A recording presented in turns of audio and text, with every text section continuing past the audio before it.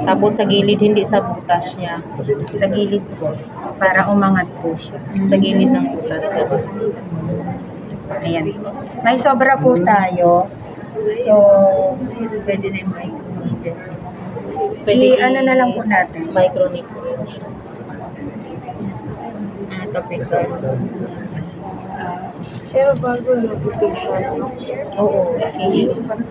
Epifacial niyo pa po siya. At saka, kung gusto niyo po siyang i-laser, Labas mo na. pwede niyo po siyang i-laser. Si Lucia po, after laser, pwede niyo Pwede po. siya sa carbon, ma'am. Yes.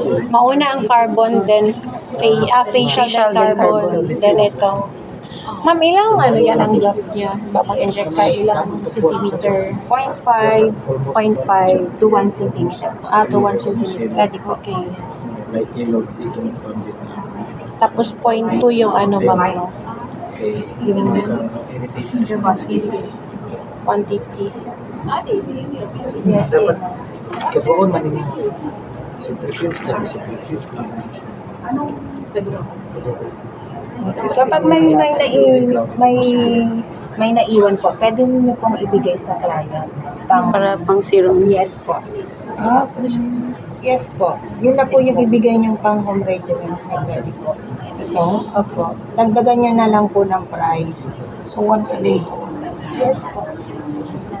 Pwede po. Up to maubos. Yes po. Hindi. After Hindi care na po nakalugi. niya pwede.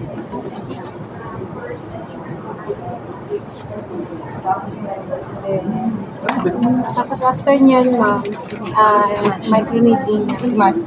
Pwede rin po. Pwede rin after. Yes po. Yes. Pag gusto niyo po ng samahan ng microneedling, pwede po. Anong serum na gamitin sa microneedling? Same Yan na lang. lang. Yes. So, Pero po, remind ko lang po ha, wag po tayong gagamit ng mas mataas na, ang sabi ko sa inyo kanina, 0.15 lang tayo sa microneedling. Kapag melasma, Yung yung needle po natin, yung speed, ma'am. 3 din. 3 din. Basta sa speed ay yung lalim po ng needle, 15 lang po tayo. 0.15 ha. Ulitin ko po kasi po, minsan may mga cases tayo na umiitim talaga yung mga melasma nila kasi nga the more na si melasma kasi the more na aggressive yung treatment natin, the more na nangingitim po siya. Pag gusto nyo po ng laser, after laser, si Lucia pwedeng apply. Pwede po. Sa melasma lang yung 0.15, the other part ng face, pwede ng 0.25. No. Same lang din Magkakaroon siya. pa rin yan. Full face. Yes. Kasi melasma, ano na po siya. Kaya talaga ang mas na How about sa ano, ma'am? Sa scar? Sa scar red cell, Yung point ng needle. Depth niya. Pag mag-micro. Pag mag-micro po. Pag scar po, pwede po tayong